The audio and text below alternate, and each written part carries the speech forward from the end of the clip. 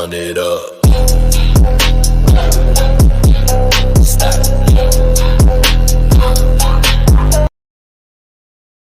Hey guys, what's going on? So, first, if you can't see me that well, sorry. I got the new Galaxy Fold 7, the Z Fold 7. I thought it was going to be amazing. I don't know. Doesn't look that great. Anyways, that's beside the point. Regardless, who is Tim Pool, right? This channel, you guys got to watch them. Redacted. They usually have like great information and not just on one topic, on every topic. And this is very interesting about Tim Pool.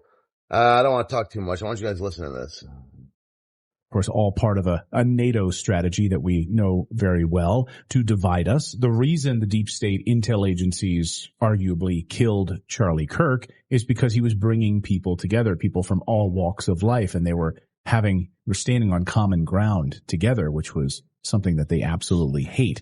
They hate that. They don't want us to be brought together. They want us divided. That's how they operate. Colonel Towner Watkins has educated all of us about how this works. There's a name for it, the strategy of tension, which is to divide us, keep us fighting down here while they control us up here, right? If we're just fighting amongst themselves, it's very easy to control all of us. And right now it's on full display. All you need to do is look at the division inside of the conservative movement right now as your evidence. Tim Pool losing his mind this week after people shot up his house. So he decided to attack and then blame Candace.Owens, and the back and forth ensued. Watch. As you power, scared that she'll put you on her thumbnail and claim you benefited from Charlie Kirk's assassination, which he's doing to me right now. Yeah, that was I'm done with these people. She has security, just not on the level of you. Oh yeah, the one fat guy you mentioned with no wall and no barrier in a suburban neighborhood with neighbors shouldn't give two. No one's out. So a lot of people thought that was kind of like bullshit on his part for saying that. I guess like I said, I'm a new guy on YouTube. I don't have any social media, but I guess people who do, you're not supposed to say stuff like that, talking about their security situation because it could put them in danger. So I thought that was interesting because I didn't realize that at all. Anyways, but before you buy into Tim's tears or whatever is complaining, there's a lot of things you have to know about this guy. Like, first off, his own father came out and talked to people, I think the Young Turks it was, about how Tim talks about family and this, but he is not a good son at all. He basically said that Tim doesn't even call him ever, see how he's doing. And the whole shut up the house thing, maybe I was just reading a fake headline, but I'm pretty sure I thought I read his brother shut up the house, which would be crazy, but let's keep going. She's lying about all of this. You told me you went to her house and she's got a 4-foot wall and one fat guy. So, Colonel Towner Watkins is pretty fed up with the ignorance out there in this division in the United States that they're trying to sow, and they're all sitting there sort of back laughing at us right now. Let's bring in Colonel Towner Watkins to talk about all of this. Great to see you again. Welcome back to the show. Thank you. Thank you for having me. So, am I being too simplistic when I describe it that way, that all of this division that we're seeing is all part of the plan? Absolutely. I think it's interesting that you use Tim Pool. If you go back through so when I first came on the scene a few years ago, I didn't know who to watch. I didn't know where to go to get information. And so every one of these podcasters. I want you guys to listen to this part very clearly because this woman, she's got a lot of military in her. So she believes in doing background checks, shit like this. So that's how she gets it. And she was new to podcasting at one point, and being in the military, she knows what to look for. So this woman goes on, does literally follows up on everybody she's going to talk about to make sure she gets the right story. And this part's pretty cool. Listen.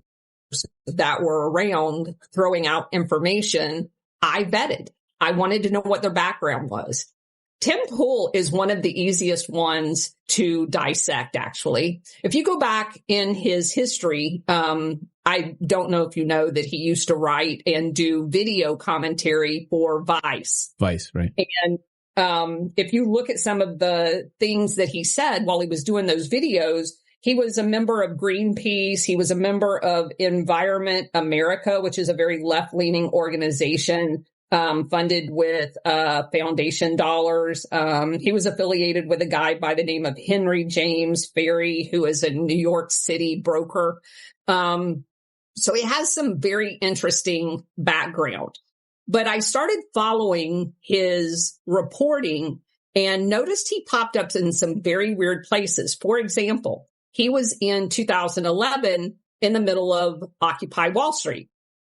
He was in Turkey at the Gezi Park protest. Now, for those of you who are not familiar with that, it was one of the events that was funded in large part by USAID to create turmoil in Turkey.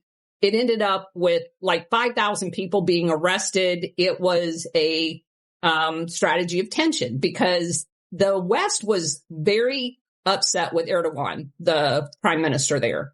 So weird that he would be there in the middle of what turns out to be one of the worst domestic events in Turkish modern history.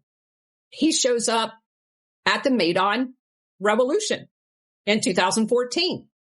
Really? Filming. Oh, yes, he did.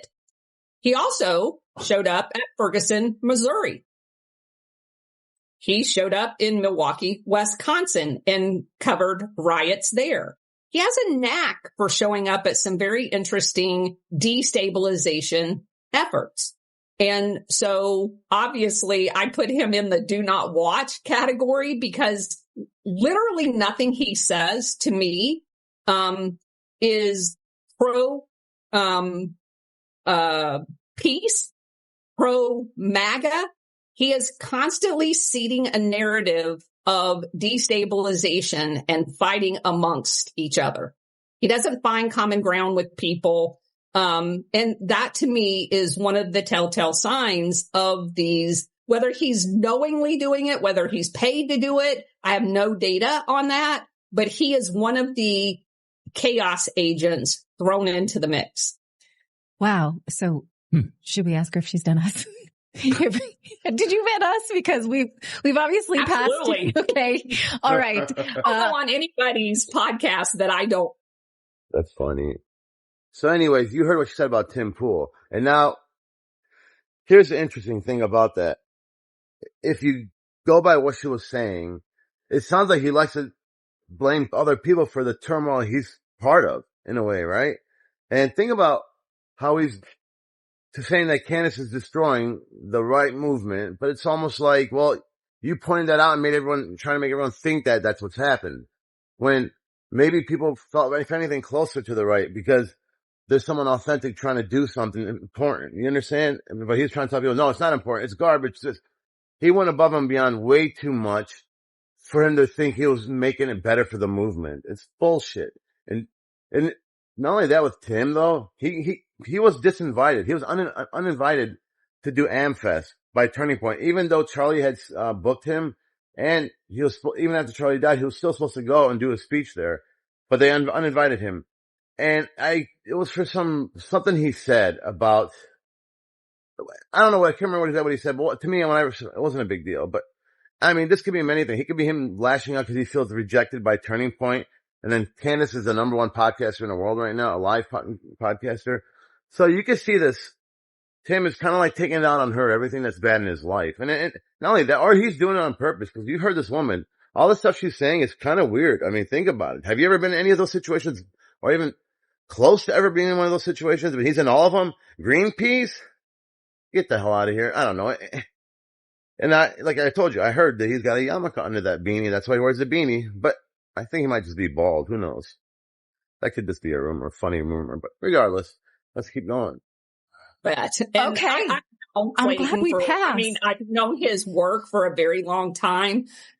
So yeah. Yeah, we've not been to any USAID color revolutions. Haven't done that? No, haven't done that. No. Haven't been to the CIA-backed proxy Maidan coup in Ukraine.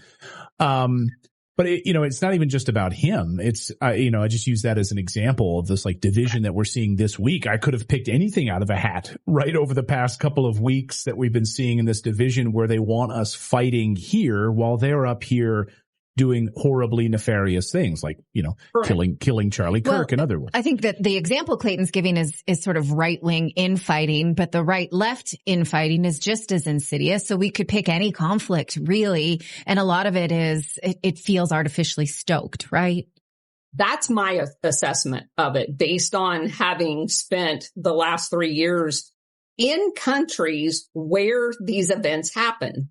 And you pick up patterns. You pick up how one particular news outlet will be spewing all kinds of destabilization rhetoric.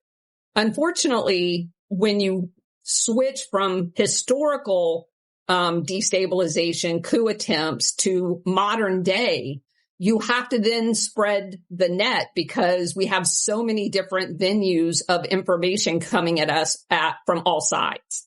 And it's very, very important when you look at people with large platforms to do the research on where they came from, which is something that I try to keep on top of to know who to listen to and who not to listen to. Because just because they have a big platform, there's people that has done like meta digging into the inorganic nature of how they achieve those big platforms. And I pay attention to that.